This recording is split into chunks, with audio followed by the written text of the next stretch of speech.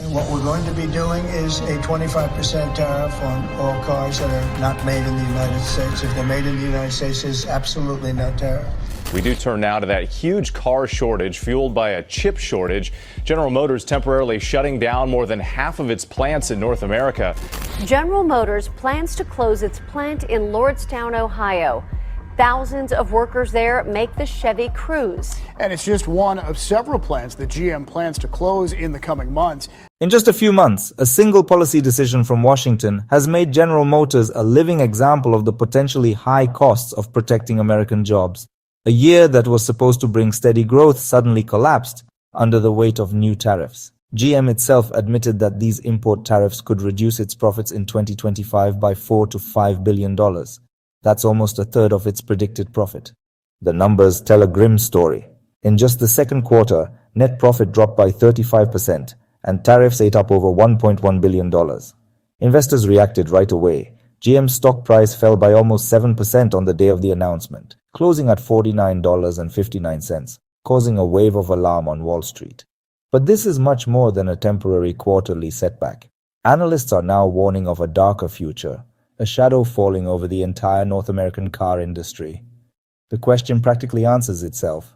If America's biggest car maker can be shaken so badly, what chance do smaller companies have in the battles to come? The problems weren't just about the panic on Wall Street. What started as a hit to company bank accounts quickly spread to the factory floors.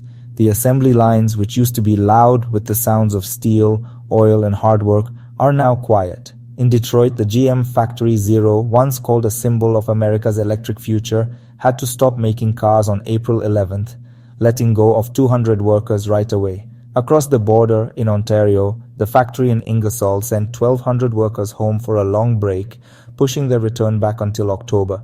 And in Oshawa, the night shift was completely cut, with 700 workers laid off for good.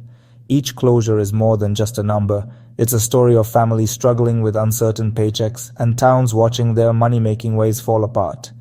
Experts are now warning that if this keeps happening, the North American car industry could lose as many as 50,000 jobs. This number isn't just a statistic. It means whole communities could disappear.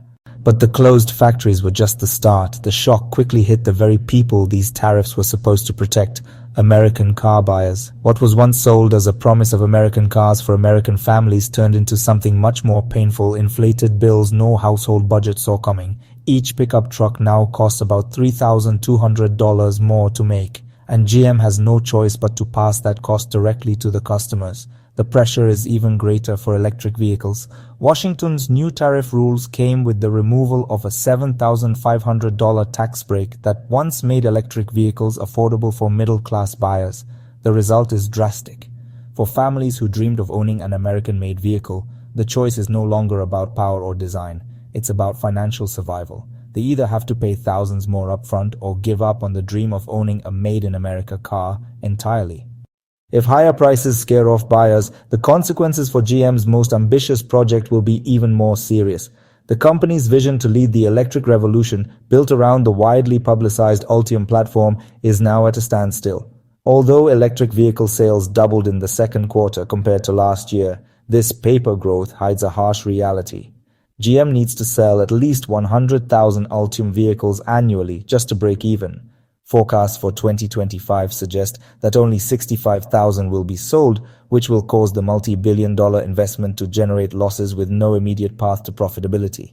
The hit gets even bigger because of politics. Money from the government for charging stations has been stopped, which is hurting the very system needed to make electric cars work in the future. Without money from the government and without a good charging system, even loyal customers are wondering if changing to electric cars is worth the trouble. The strange thing is, GM's plan for electric cars, which was once a bold statement of not needing fossil fuels or foreign competitors, is now stuck in political arguments. The plan that was supposed to bring Detroit into the next century has instead become a side effect of today's trade wars. The damage didn't stop at GM's money or its electric car dreams. As soon as the car maker stumbled, the whole system of businesses that depend on it started to break under the pressure. In Tennessee, a supplier had to close 2 factories, getting rid of 400 jobs overnight. All across Michigan and Indiana, smaller suppliers cut another 900 jobs. These are cuts that never make the news, but they hurt the families who rely on them. Even the local restaurant across from the factory in Michigan said it lost half of its regular customers in just a few weeks, showing that the pain spreads far beyond the factory gates. The domino effect also hit global players. Volvo, figuring out the impact of rising input costs, warned that it would have to lay off 1,000 workers after the cost to produce a single truck went up from $165,000 to $180,000. A jump like that isn't just a small problem, it's a huge threat to everything. A clear pattern is showing up. Every time GM gets hit by these taxes, it causes problems for everyone else, making suppliers lose their jobs, making small businesses lose customers, and worrying big international companies who used to think North America was a safe place to do business. This isn't just GM's problem anymore, it's a breakdown of the whole area with no easy way out. What was supposed to unite everyone under the America First banner actually showed deep cracks and revealed long-standing disagreements about who really benefits from protecting local businesses. President Trump doubled down, putting a 25% tax, and, well, he brushed off GM's protests with a sharp warning. GM brought this on themselves. For his supporters, these words really hit home, proving he wasn't afraid to challenge even the country's biggest car maker. Union leaders themselves were split down the middle. Sean Fain, the head of the United Auto Workers, cheered the tariffs as a long-awaited move to put American workers first over foreign imports, saying it would protect them from jobs being sent overseas. Meanwhile, across the border, Lana Payne, the leader of Canada's Unifor, strongly criticized GM, saying the company was sacrificing Canadian jobs to score political points in Washington. For her, the tariffs were not a shield. They were a sword cutting through communities already struggling. The split didn't stop there. Lawmakers in Washington argued about whether the tariffs meant being patriotic or just hurting themselves. Governors of states that relied on the car industry warned about their tax money drying up, while those in Congress who supported tough trade policies cheered the return of strong measures.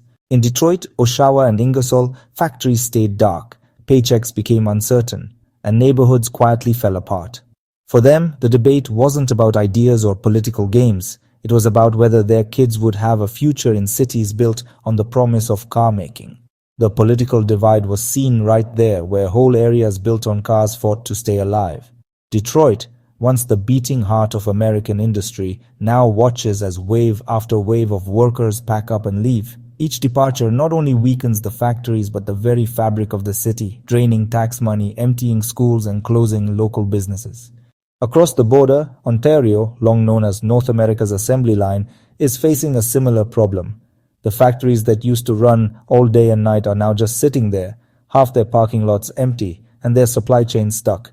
In towns like Windsor and Oshawa, where families have grown up for generations with steady paychecks from the assembly plants, people are now looking at a future where the next generation might never even step foot on a factory floor. The domino effect hits hardest those least prepared to survive it. Cafes that once served shift workers are now operating at half capacity. Transport companies are struggling with delayed contracts, and service providers across the region are watching their customer base shrink. Local governments, suddenly stripped of revenue, are cutting social programs, putting libraries, sports leagues, and public transport in question. What was once a thriving ecosystem now looks like a fragile pane of glass, cracking with every new shock. For decades, the US-Canada car corridor showed how well things could work and how much trust there was. It was a partnership that gave North America an edge over Europe and Asia.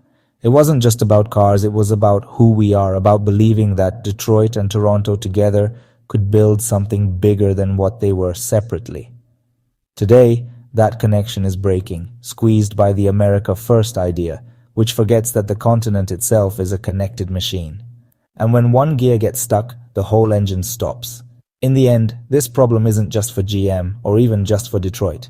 It brings up a tough question about the whole foundation of American industry in a global world. When taxes on imports become lasting barriers, money and production start looking for safer places to be. The global car market is changing. Europe and Asia, with less change and stronger connections, are ready to take in what America is losing. For decades, Detroit's motto was clear: American cars for the world, but that promise is fading. In its place, we see a reversal. The world's cars are replacing American ones. If this policy continues, GM's $5 billion loss will look less like a single bad event and more like the start of a bigger breakdown. the real risk isn't just a hurt bank account, but the wearing away of industrial strength which once defined the United States. But that promise is fading. In its place, we're seeing a reversal. The world's cars are taking over from American ones. If this policy keeps going, GM's $5 billion loss will look less like a one-off tragedy and more like the start of a bigger collapse. So here's the question that remains. Is this the price America is willing to pay for short-term political wins? Or are we watching the slow decay of a century-old legacy that, once gone, can never be rebuilt? Thanks for watching. If this spoke to you, don't forget to like and subscribe. Every click helps us in our quest for truth.